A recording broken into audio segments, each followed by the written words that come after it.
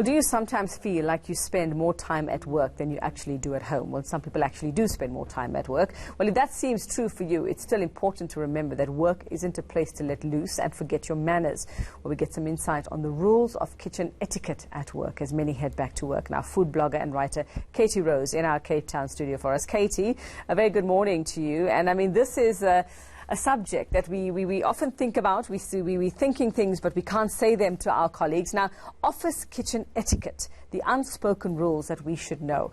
What are we finding happening in office kitchens that actually should not be happening, and that people forget that, you know, that they need to mind their manners in the office kitchen? Yes, well, as you said, we spend so much time at work, and with any shared space, it's just about being considerate and being a bit more mindful about the space that you're sharing with other people. But it's also sometimes tricky in the workplace to speak to people about things that are maybe causing some tension. So we decided to start this discussion so that, you know, this might be an easy way to start that conversation with a colleague who maybe is breaking some of these rules. Okay, so let's talk about what some of the things that are happening that you wouldn't imagine would be happening in the office kitchen. What is it that people actually do? And let's state what those unspoken rules are. Yes, I think the golden rule is don't eat food that doesn't belong to you. This happens on a daily basis in office fridges up and down the country. Things go missing mysteriously, especially if it's a delicious ripe avo or maybe a Coca-Cola. If it's not yours, don't take it. That's it. It's, you know, maybe ask your colleague if they'd mind sharing with you. But there's nothing more disappointing than going back to the fridge and your sami is not there anymore. Okay, well, don't eat it, even if it's been lying there for 3 days and nobody has claimed it. They might come back for it. That's the lesson there.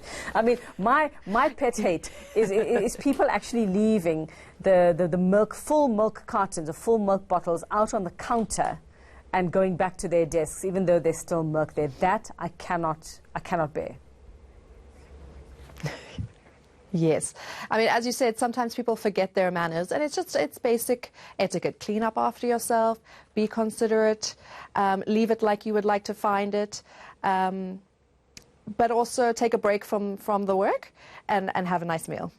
And also about people who actually leave their food in the fridges. Sometimes I wonder at some of the things, when I open the fridge here at work, what are some of the things I find? And you're like, what are people actually eating? What is that? You can't even identify some of these things. And also food with very strong odors, like fishy things as well. What are the rules around that? So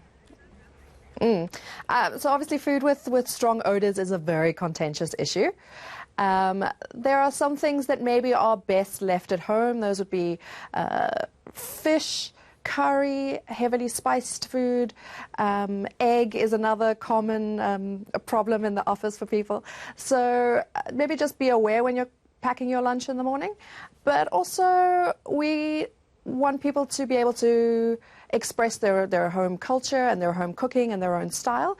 And so if you see something that's a little bit strange or not what you're familiar with or you're not used to that, we also try and get people to say, you know, just keep maybe some of those comments to yourself, because the workplace is where lots of different people are mingling, and food is the way that we will project some of our identity.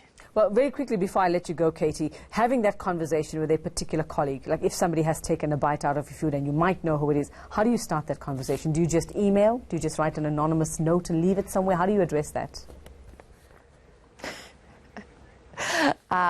That's a tricky one. I think first thing you can do is maybe email this article on food24.com to your colleagues, and maybe they'll get the hint. But I think maybe also just some ground rules in the kitchen space that is up on a wall. Simple things about, you know, cleaning up after yourself, be considerate. And then it's always good just to write your name on your lunchbox, because lunchboxes can sometimes be mixed up with others. And then maybe after that, you might have to resort to some guerrilla tactics. Okay, before this gets to HR. All right, thanks very much. Food blogger and writer Katy Rose talking to us about kitchen etiquette in the workplace. I think the next one we need to tackle is bathroom etiquette as well. Thanks very much.